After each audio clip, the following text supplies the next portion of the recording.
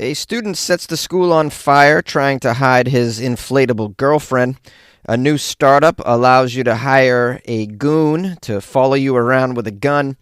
And a ramen shop owner put a bounty on someone that gave him a negative review of his restaurant. These are the weird stories on Weird AF News, the only daily weird news podcast. Here we go. A student set his school on fire while trying to hide his inflatable girlfriend. A technology student at a college is being made fun of on Chinese social media because he set his dormitory on fire. This occurred while he was trying to hide his inflatable girlfriend from his roommate. You know, inflatable girlfriend, like a blow-up doll. I've never heard of a blow-up doll referred to as a girlfriend, but, you know, people get lonely, man. The article says, being caught with your pants down is one thing, but one student, poor student, couldn't stand the thought of being caught with a blow-up doll, so he decided to set fire to the doll, which led to other problems. Dude, did you ever think of, I don't know, just deflating your girlfriend and sliding her under the bed instead of lighting her on fire? I mean, you could tie her to a string and dangle her out the window when your roommate comes. I mean, there's other ways to hide an inflatable girlfriend, is what I'm saying. You could even, like, go outside, put her in the trunk of your car. I mean, anyone got any other solutions on what to do with your inflatable girlfriend when your roommate's coming home, or your wife? It says here, rushing into the hallway, this student attempted to burn the blow-up doll, but ended up lighting the hallway on fire, triggering the campus fire alarm, filling the entire dormitory with flames and smoke. What a disaster. This is really dumb. Can't your inflatable girlfriend just get deflated and placed in a sock drawer or something? There's other... I am trying to apply reason to the situation. Yeah. You could even introduce your girlfriend to your roommate and, see if he accepts her. Maybe even, share her with him as well. Although, he's probably very possessive of his inflatable girlfriend. It says, luckily, no one was harmed in this blaze. The student was disciplined and faced the wrath of the internet for this embarrassing viral ordeal. Yeah, you can't let this get out there, man. Because people online will really come down on you. And then your parents might read about it. It says, once the fire broke out, a security guard at the university called the fire department to deal with the blaze. They're not saying what... Oh, it's the Hefei University of Technology. That's the name of the school. I was wondering what it was called. Got a lot of brilliant technological minds in your school. That's good to know. I'm sure they'll be very valuable employees of NASA at some point. The school released a statement, says, please do not use open flames to handle silicone items or other flammable materials inside our buildings. Items that are no longer needed can actually be disposed of in the rubbish bin. Yeah, that's another option. You could, not ideal to throw your girlfriend into the rubbish bin, but it is an option. But, sadly, this guy was just, his inflatable girlfriend made him do some crazy stuff here. Wait till we get talking, thinking sex robot girlfriends. Imagine the things they're going to make boys do. If your roommate isn't happy with the noise we make while making love, you know what you can do to him? I just ordered you a pack of cyanide off Amazon. Now, the article ends by saying, this isn't the first time a fire has had major consequences. Oh, really? Not the first time a fire has major consequences? Yeah. My neighborhood was on fire recently. That had some consequences. I'd say it was major. Last year, it says, a Finnish kick streamer was arrested after setting his own couch on fire several times during a live broadcast. Well, yeah, I don't think you can compare these things because obviously the live streamer was trying to get views. The last thing inflatable girlfriend Arson wants is more views of what he's done. He just wants to be left alone to his inflatable girlfriend relationships. I assume he's going to order another one. Inflatable woman, stay away from me. Inflatable woman, mama let me be. Is that how the song goes? Something like that. A new startup company allows you to rent a goon to follow you around with a gun. If you didn't already think we were hurtling toward a cyberpunk dystopia, this latest startup company just might convince you. The Apple App Store has recently welcomed an app called Protector. This app is an on-demand security platform that allows users to hire armed guards and armed drivers, or as the company's advisor calls it, Uber with guns. Wow, the U.S. is turning into Colombia, basically, is what's going on here. Hiring armed guards. I guess there are security companies that already allow this. The Uber with guns, that's sort of new. The app that they have is, they're calling it Sleek, and invokes the same minimal startup vibes as Uber. With Protector, though, users, or protectees, can scroll through a selection of law enforcement and military retirees, which includes their name, photo, service background, and a brief bio.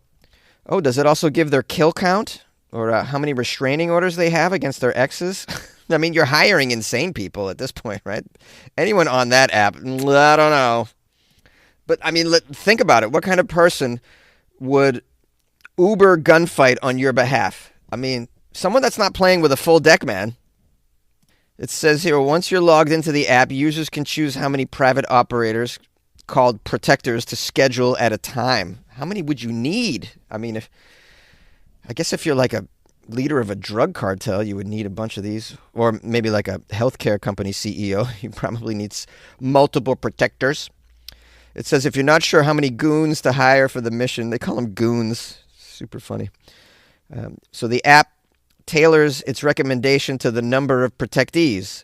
Selecting just one, for example, will lead the app to prompt, based on the number of protectees, we recommend assigning one protector to oversee your detail. Okay, so like you type in the number of people who need protection, and they assign how many protectors.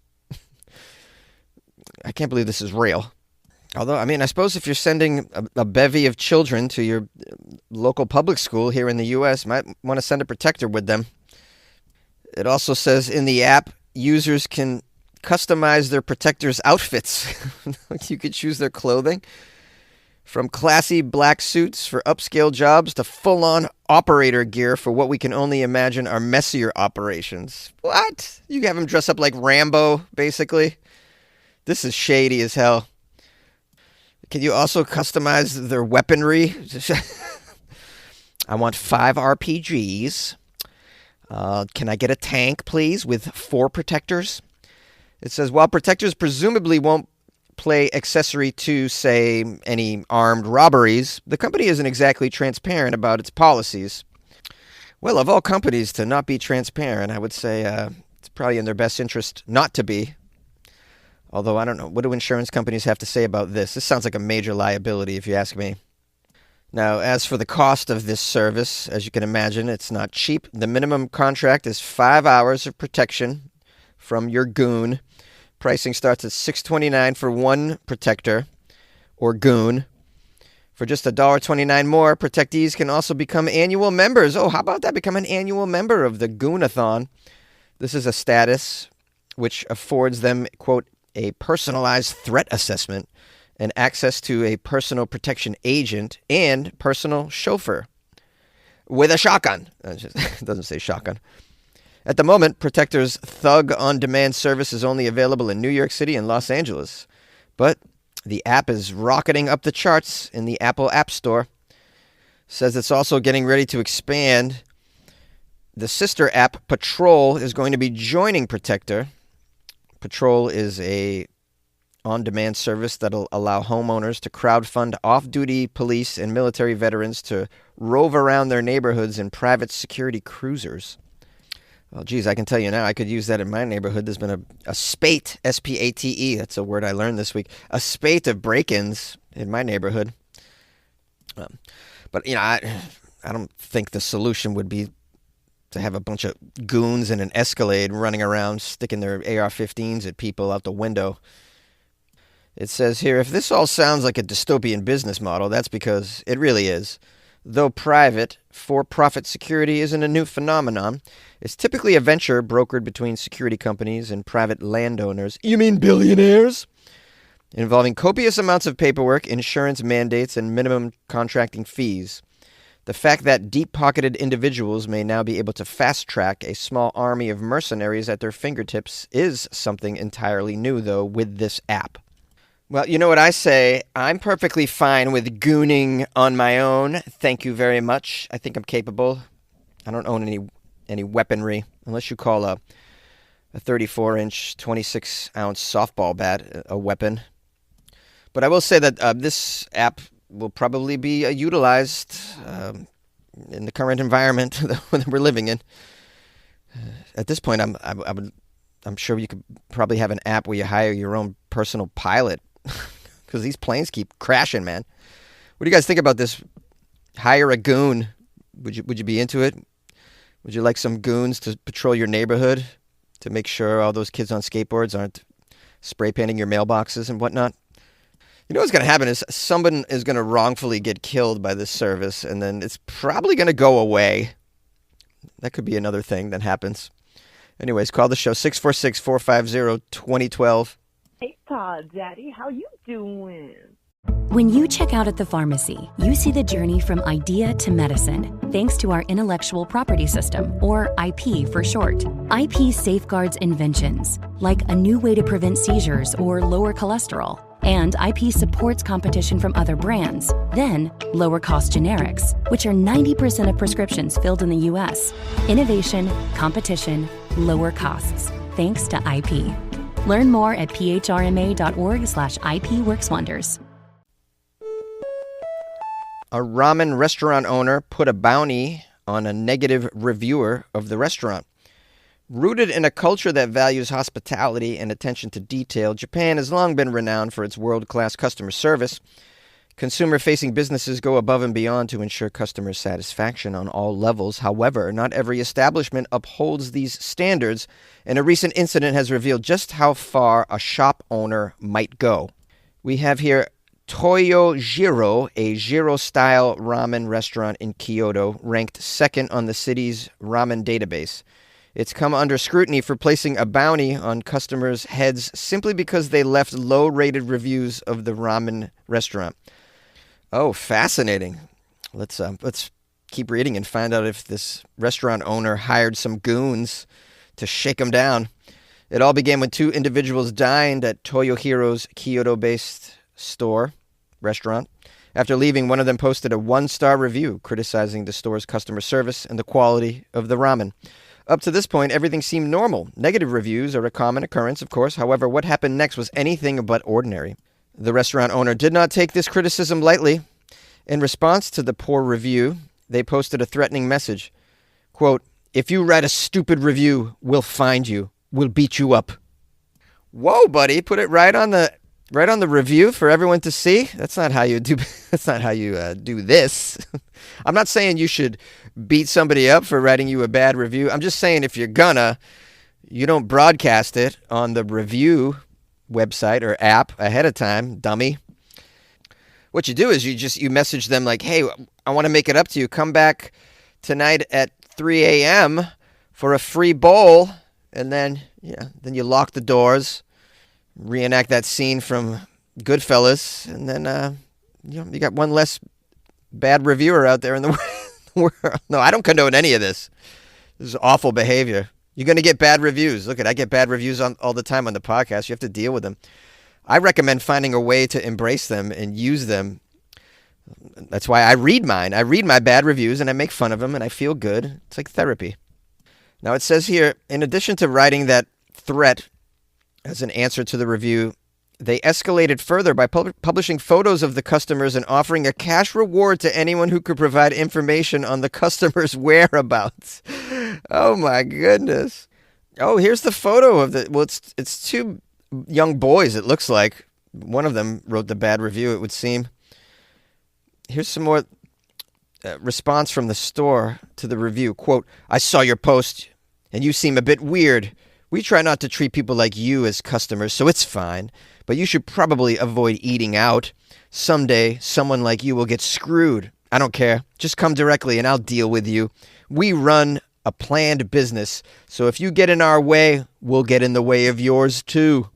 And then the restaurant went to their Instagram and posted a story offering a reward of 100,000 yen per reviewer to anyone who could provide the personal details of these customers, track them down, or take action against them. The shop made it clear that this, quote, manhunt would continue until both individuals returned to the restaurant, had another meal, and wrote a positive review along with a photo. Oh, wow. Yeah, you really know how to entice these diners to come back to your establishment. Why would they ever return now, man? You've pretty much threatened them with bodily harm. Now, when asked about all of this nonsense, Toyohiro justified their actions by claiming they're serious about making ramen. Yeah, we're serious about making ramen. We're so serious that if you don't like it, we're going to choke you out. They're going to find your dead body in a giant bowl of ramen with noodles stuffed down your throat. It says they're serious about the ramen, and they're only trying to protect their reputation from damaging reviews. Well, that's not how you go about it. Reportedly, the store is actually looking to expand into Asia and the U.S., leading them to take extreme measures to maintain a positive public image. Well, you just blew that. Now, it says people online were quick to react. Many others who had actually visited the restaurant shared their experiences. One former diner noted that the restaurant does enforce very strict rules, even prohibiting customers from posting the menu online. Those who attempt to do so are reportedly threatened with having their names and photos leaked onto the internet. Wow, this is some straight-up thug activity. Jiro-style ramen restaurants are known for their aggressive and intense atmosphere, they say. Just like their ramen, thick as udon, tough as nails, the staff at these establishments can be very intimidating. However, while some Jiro ramen shops may have their own unique personalities, expecting a warm and friendly service is often unrealistic. I went to a ramen place in Kyoto when I was same city that this place is in. I don't believe I went to this one, but I did go to a ramen joint that was so good. I was just telling a friend of mine the other day because we got pho, and I was saying how much I preferred pho over ramen. Ramen doesn't blow me away anymore like it used to, except for this place in Kyoto that served lemon ramen. It was outstanding. Never even seen that before, lemon ramen. So a lemon-flavored broth. It was amazing. I actually went and ate there 2 nights later. So I ate there twice, and I was only in Kyoto for, 6 days. So that tells you how much I enjoyed that ramen. But I remember being treated very well. So I don't know about this other behavior here from these other shops. Seems very serious. I'd imagine eventually we're going to see a crime documentary come out about this called The Ramen Killings. Just remember it's weird news, and it'll be all right. Beep. Hi, my friends. Thanks for listening to my episode of Weird AF News today. I appreciate you. If you haven't subscribed to the podcast, please consider doing so. Just FYI, if you're new to the show, it's a 5-day-a-week weird news show. On Friday, I only do weird news from Florida. That means tomorrow's episode will be a Florida Friday episode. If any of you would like to send me Florida Friday appropriate stories, please do so to funnyjones@gmail.com, or you can slide them into my DMs on Instagram @funnyjones. Please provide the link for me so I can check out the article. Appreciate that. I'm going to publish some phone calls, a couple phone calls after this if you'd like to stick around. And if you want to support the show, please go to weirdafnews.com, where you can buy me a cup of joe or join the Patreon. I just put out yesterday, in fact, the bonus episode, and it's on the Patreon. It's over an hour of weird news stories that I had saved for the podcast, but I never got to them because I found stuff that was slightly weirder and more appropriate. So it's more weird news. It's just stuff that never made it to the actual podcast, and I'm doing it with a co-host, a comedian named Adam. So that gives it another dimension. There's 2 of us, and he's actually funnier than I am. So it's a very, very enjoyable bonus episode available on the Patreon. Go to patreon.com/weirdafnews. And now for a couple messages. Hey, Jonesy, this is Michael calling from Iowa City. You said you wanted to hear from your blind listeners, and that's me, legally blind, not 100% blind, but on the topic of your podcast last week, people having the right to have a gun, and there was a man in Indiana who, as a point, got his gun, and he was just trying to make a point about people that are blind not having the ability to, get a gun and use it. I will say that I think blind people have the ability to do almost everything, so I could certainly get a handgun and learn to load it and use it. I do know a person who is blind here in Iowa who has a gun, a handgun, and goes to the shooting range and uses it. But as far as a conceal and carry, I do think that's a different matter, and I would agree that for a blind person to get a gun, they certainly should go through a training procedure. And I believe that's true for every person who is going to purchase a gun. There should be a training procedure. I know that the Constitution says that we have the right to own guns, but I don't think that the Constitution prohibits government from limiting the ability to have a gun, and that should include local governments or state or federal government saying that, sure, you've got the right to own a gun, but that doesn't preclude the government from requiring you to be able to train and show that you have the ability to use it properly first. So that's just what I wanted to chime in with. So, if you've got that gun in your home and someone invades your home, even a blind person could be able to pull it out and say, hey, I've got a gun here. And, if the invader didn't know you were blind, they see you've got a gun, maybe they're going to turn around and leave. And, even a blind person can shoot towards the direction of the sound or noise, or if the intruder was speaking, shoot in that direction to try to get the intruder to leave. Once someone invades your home, you have the ability in most states to, defend your own territory. Okay, that's my 2 cents worth on that. Everyone take care and good luck with your life, man. Oh, hey there, Jonesy. It's Carolyn from Milwaukee. It's been a couple of months since I've called you. We've been so busy over here with all the snow, and I think there's ash from wildfires falling from the sky. It's been crazy, but I wanted to call and talk to you. You were talking a little while ago about astral parasites. My husband, Ed, we think he got one when we were out at Trump Tower in New York City. He had to go to the bathroom, and it was the closest one. I'm not supposed to, I didn't tell him I'm talking to Ed's in the other room. I'm not talking about your parasite. He had an astral parasite. It was terrible. They make a cream for that. But I did want to say that one of our friends actually recommended tiger pea. What he told us is he said you get a bottle and you mix it with some, what was that stuff? I'm not talking about it. I'm looking it up on the internet. You mix it with some powder. And then he said, tiger pea will get rid of it. It rubs the pee on its skin or else it gets the rash again. So the next time you got a bad rash, just get some tiger pea and a little bit of talcum powder. It'll clear that right up.